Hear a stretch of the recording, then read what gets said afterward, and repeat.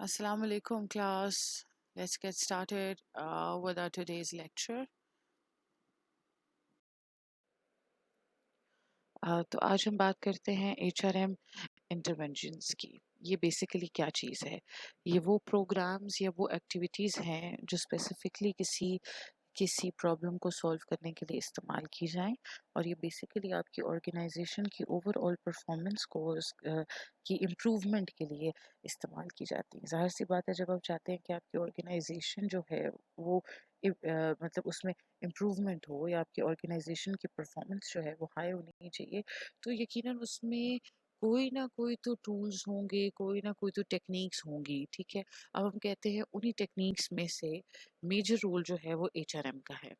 अब ये चीज़ हम लोगों को हमेशा से पता है कि एक ऑर्गेनाइजेशन में सबसे मेजर रोल जो है वो होता है HRM का। ठीक है, अगर आप HR प्लानिंग प्रोसेस देखें तो फ्रॉम द डे वन आपकी एम्प्लॉय की रिक्रूटमेंट कैसे की गई, उसके बाद उसकी ट्रेनिंग कैसे की गई, अच्छा कंपनसेशन क्या था, अच्छा रिवॉर्ड क्या चीज़ थी।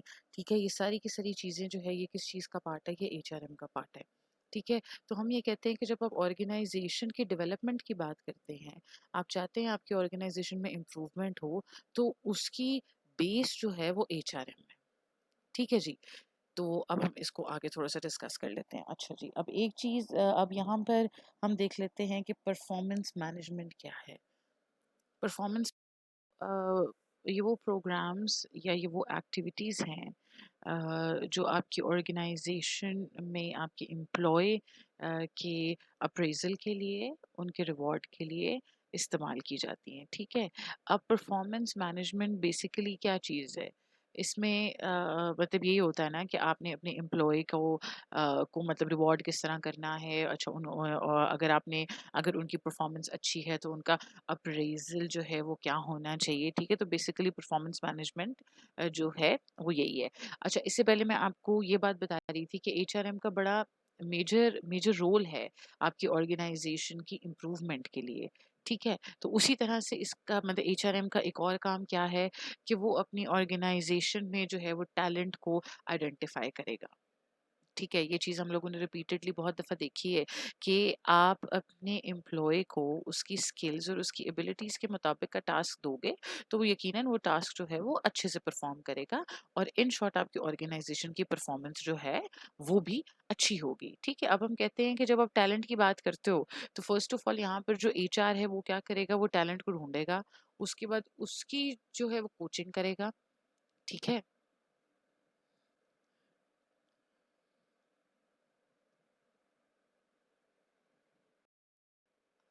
अब ऐसा जो है वो नहीं हुआ कभी भी कि ऑर्गेनाइजेशन में हर एम्प्लॉय जो है उसका बैकग्राउंड सेम हो, उसका जो कल्चर है वो सेम है, या उनका एज सेम है, या अगर एक ऑर्गेनाइजेशन है तो उसमें उसमें सारे के सारे आदमी काम कर रहे हैं, औरतें काम नहीं कर रही। ठीक है, तो हर ऑर्गेनाइजेशन में क्या है, हर ऑर्गेनाइजेशन में होती है डाइवर्सिटी। ठीक है, बहुत से लोग जिनके बैकग्राउंड जो है वो डिफरेंट हैं, वो सब मिलकर काम कर रहे होते हैं, और उनका काम जो है वो एक म्यूचुअल जो आपकी ऑर्गेनाइजेशन का गोल है उसकी अचीवमेंट है। ठीक है, अब हम कहते हैं कि HR का मेजर रोल ये भी है कि उसने जितनी भी डाइवर्सिटी है उसको भी मैनेज करना है। मतलब आपके जितने भी रिवॉर्ड्स हैं, आपकी जितनी कंपनसेशन है, आपके जितने भी रूल्स हैं, जो भी पॉलिसीज हैं ऑर्गेनाइजेशन की, उसमें उसमें जो है ये चीज़ नहीं आनी चाहिए कि ये आदमी के लिए किया जा रहा है या ये औरत के लिए किया जा रहा है। ठीक है, मतलब एम्प्लॉय का स्टेटस जो है वो एम्प्लॉय है, उसमें ये चीज़ नहीं होगी कि इसकी एज जो है वो क्या है और क्या नहीं है। ठीक है, तो अब आपका जो HRM है वो उस तरह के प्रोग्राम्स और उस तरह की एक्टिविटीज जो है वो इंट्रोड्यूस कराएगा जिसमें इस चीज का ध्यान रखा जाए कि हर एक चीज जो है वो फेयर बेस के ऊपर होगी। ठीक है, अच्छा जी, अब हम आगे देख लेते हैं वेलनेस इंटरवेंशंस। अच्छा, अब ये क्या चीज है? अब हम कहते हैं कि HR का एक और ज़रूरी काम भी है, वो क्या है? Stress management. अब ये कौन सी इंटरवेंशंस हैं? ये वो एक्टिविटीज़ हैं जिसमें आप अपने एम्प्लॉय के स्ट्रेस को मैनेज करने के लिए आप जो है वो ट्राई करते हैं। ठीक है, अब शायद ये बात आपको थोड़ी-सी ऑड लगे कि एम्प्लॉयी का स्ट्रेस क्या मतलब? अब देखो एम्प्लॉयी को सिर्फ़ एक यही स्ट्रेस तो नहीं है ना कि मैंने काम करना है।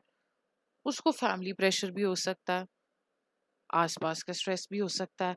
अब देखो ये चीज़ ना हम लोगों ने बहुत दफ़ा देखी है कि जब तक आपका एम्प्लॉयी जो है वो दिमागी तौर पे सही नहीं है या जब तक कि आपका एम्प्लॉयी जो है वो मतलब एक होता है ना कि जब तक आपका एम्प्लॉयी स्ट्रेस फ्री नहीं है, वो उस वक़्त तक प्रॉपर्ली काम नहीं कर सकता।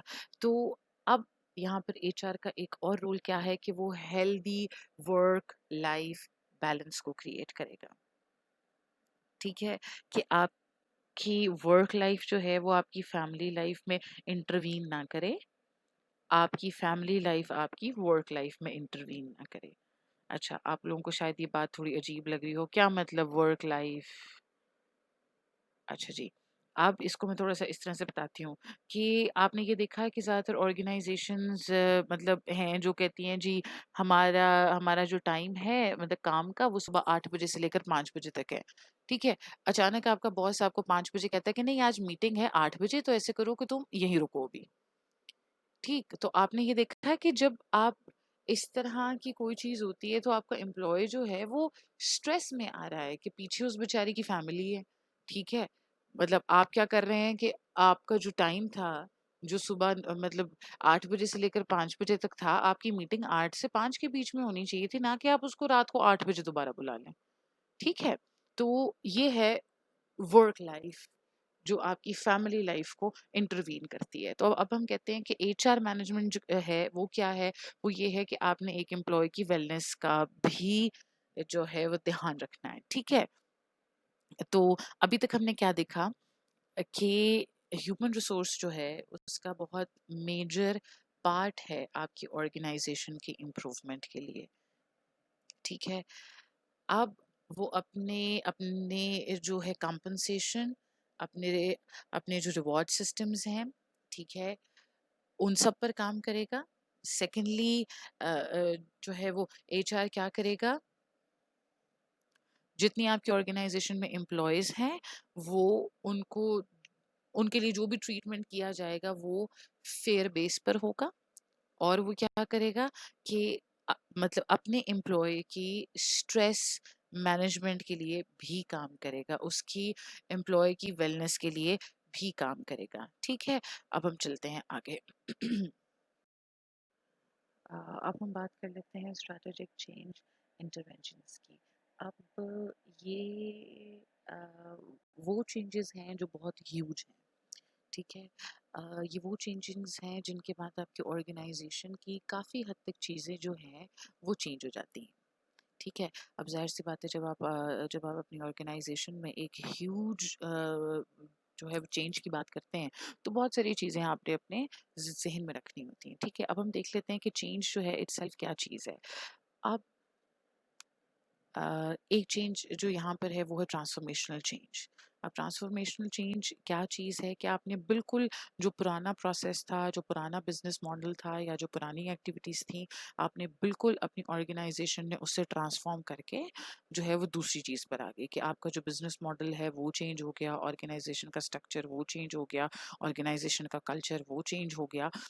अ, मतलब ऑर्गेनाइजेशन की जो रूल्स थे जो पॉलिसीज थी वो हर एक चीज मतलब ए से ट्रांसफॉर्म होके वो आ गई है बी की तरफ, ठीक है? दूसरा चेंज जो है वो है कॉन्टिन्यूस चेंज। अब कॉन्टिन्यूस चेंज क्या चीज होती है? आहिस्ता आहिस्ता जो है वो ग्रेजुअली चेंज आता जा रहा है।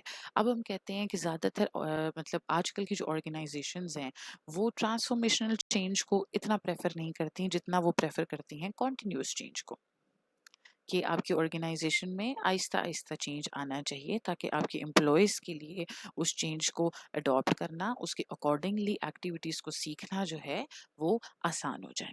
तो बेसिकली हमने यहाँ पर क्या देखा कि ये वो चेंजिंग्स हैं जो ह्यूज हैं।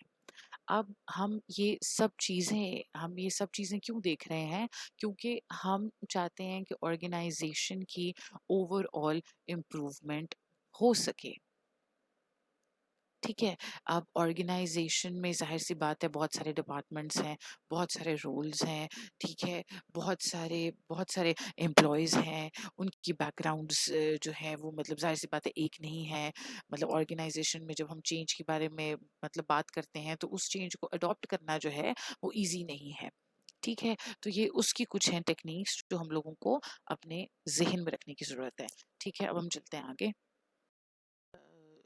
जो पॉइंट देख रहे हैं वो है ट्रांस ऑर्गेनाइजेशनल चेंज।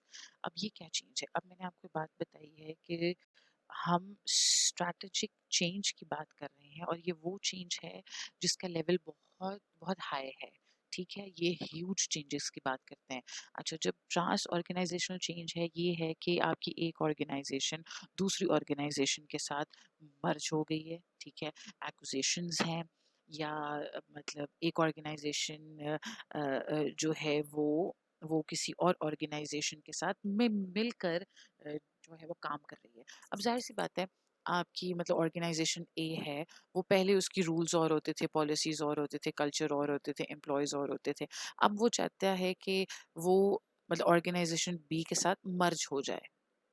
ठीक है, तो जाहिर सी बात है ऑर्गेनाइजेशन बी के अपना मतलब है कल्चर है, अपने एम्प्लॉयज हैं, अपने प्रोसेसेस हैं, अपने मॉडल्स हैं। तो जाहिर सी बात है जब दो ऑर्गेनाइजेशन का आपस में मिक्स हुआ है तो ये एक बहुत बड़ा चेंज है। इस चेंज को अडॉप्ट करने के लिए आपके एम्प्लॉयज को भी बहुत ज़्यादा हार्ड वर्क की ज़रूरत है और बाकी भी बहुत सारी चीज़ों को ध्यान में रखने की ज़रूरत है। तो अब हमने बेसिकली क्या चीज़ देखी है? हमने देखी है इंटरवेंशंस। ठीक है, हमने वो प्रोसेसेस वो एक्टिविटीज़ या वो प्रोग्राम्स देखे हैं जो मिलकर आपके ऑर्गेनाइजेशन की इम्प्रूवमेंट कर सकते हैं, आपके ऑर्गेनाइजेशन की प्रोडक्टिविटी, उसकी प्रोग्रेस और उसकी परफॉर्मेंस को हाई कर सकते हैं।